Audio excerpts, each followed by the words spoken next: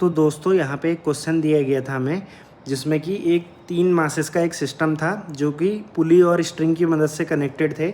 एक capital M था hanging मास, एक था एम डैश जो कि ट्रायंगुलर ब्लॉक है, और एक स्मॉल मास था स्मॉल एम। तो भाई ये क्वेश्चन पूछ रहा था कि कैपिटल एम वाले मास की वो वैल्यू बताओ जिसके होते हुए जो स्मॉल एम वाला मास है वो स्लिप ना करे ट्रायंगुलर ब्लॉक पे।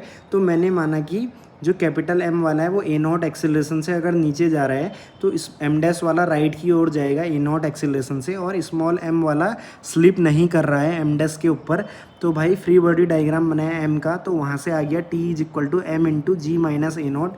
काफ़ी ईजी है ये। और एम डैश का जब फ्री बॉडी डायग्राम बनाएंगे तो एम डैश जी इसका जो वेट है वो डाउनवर्ड लगेगा, सरफेस की वजह से एक नॉर्मल रिएक्शन आएगी अपवर्ड जो कि एन डैश होगी, और स्मॉल मास की वजह से एक नॉर्मल रिएक्शन एन मैंने मानी है जो इंक्लाइंड है थीटा एंगल पे वर्टिकल से।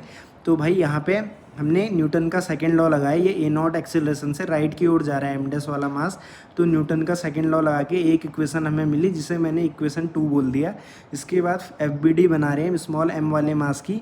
ये नॉर्मल रिएक्शन लगा रहा था एम डैश के ऊपर, उतना ही एम डैश भी इसके ऊपर लगा देगा एन, तो भाई न्यूटन के थर्ड लॉ से। और इसका जो वेट है स्मॉल एम इंटू जी डाउनवर्ड लगेगा, और स्मॉल एम वाला एक एक्सीलरेटिंग फ्रेम के ऊपर रखा हुआ है, तो उस पर एक स्यूडो फोर्स हम कंसिडर करेंगे क्योंकि एक्सीलरेटिंग फ्रेम नॉन इनर्शियल होता है।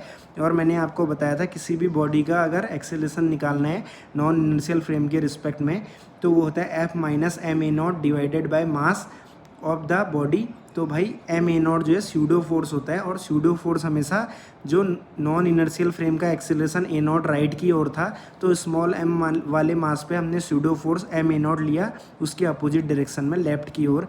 तो भाई अब ये जो है इस पर एक्सीलरेशन 0 होगा क्योंकि इसका कोई मोशन नहीं है with respect to M dash, उसके ऊपर ये स्लिप नहीं कर रहा है। तो भाई अलोंग द इंक्लाइन और परपेंडिकुलर टू इंक्लाइन हमने एक्सीलरेशन 0 करा, तो फोर्स को रिजोल्व करने से एक इक्वेशन मिली a naught is equal to g tan theta, इसे थर्ड इक्वेशन बोला। एक फोर्थ इक्वेशन और मिली नॉर्मल रिएक्शन की, और जो एन है एन की वैल्यू एक हमें इक्वेशन 2 से मिल जाएगी, इक्वेशन 2 से।